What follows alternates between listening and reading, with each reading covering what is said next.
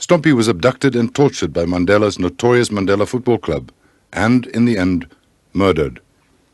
In Gauteng this week, parents of two Soweto youngsters named Madikizela Mandela again in connection with the disappearance of their children.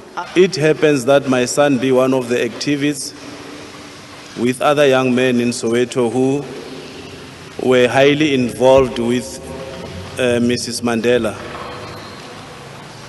So the story in 1988, around about 10 to 8 in the evening, it was on a Sunday, when I came back home, a young man by the mic of Michael called me before I entered the house. He said Winnie wanted to see me outside. And I went outside with him. The kombi was parked in my street, not very far from my house. When I got into the kombi, there was Mrs. Mandela, Winnie, with the driver Michael and other few young men which I did not recognize. My son Lolo was in the kombi. He appeared badly beaten, his face was bruised, and he was shivering. So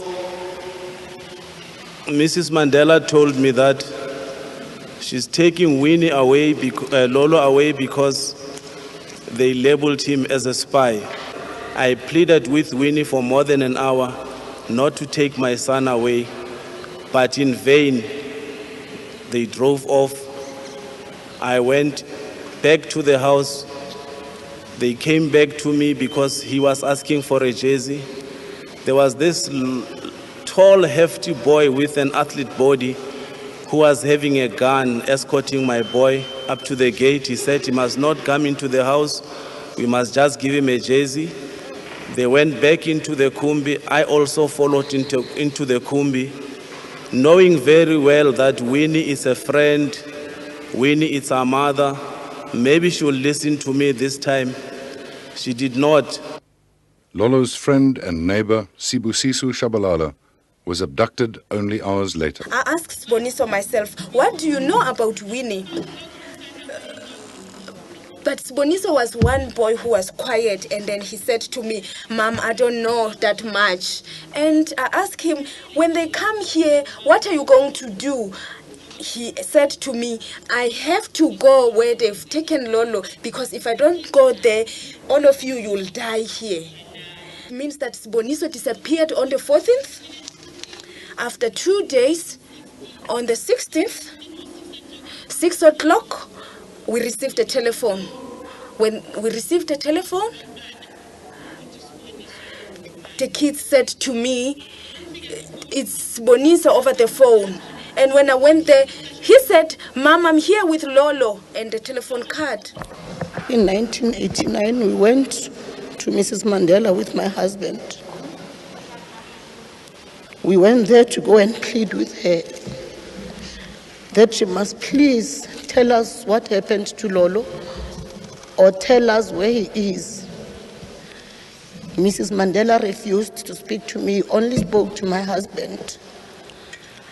Again, in the beginning of 1990, we went to Mrs. Mandela to go and plead with her again, but to no avail. The next thing, there were bodyguards harassing us, telling us not to come near the premises anymore. I know Winnie. She wasn't as bad as she is at the moment. She used to be a mother. She used to be a loving person. You'll go to Winnie with your grievances. She would help you if she can. But what has turned now lately, I don't know what happened to her. Nobody is above the law. If the law must be executed, let it be. And let be no favors, because it's somebody else. Some people are untouchable. We are still not at ease. I'm having nightmares, dreams. Sometimes I hear knocks on the door, thinking that it is Lolo. When I'm sleeping, I can see him flying from the sky, coming home, saying that, Mom, I'm back home. Then I open my arms and try to hug him and said, welcome home.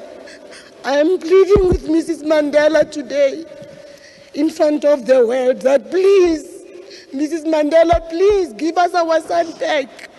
Even if Lolo is dead, let Mrs. Mandela give us the remainings of our son, so that we must bury him decently.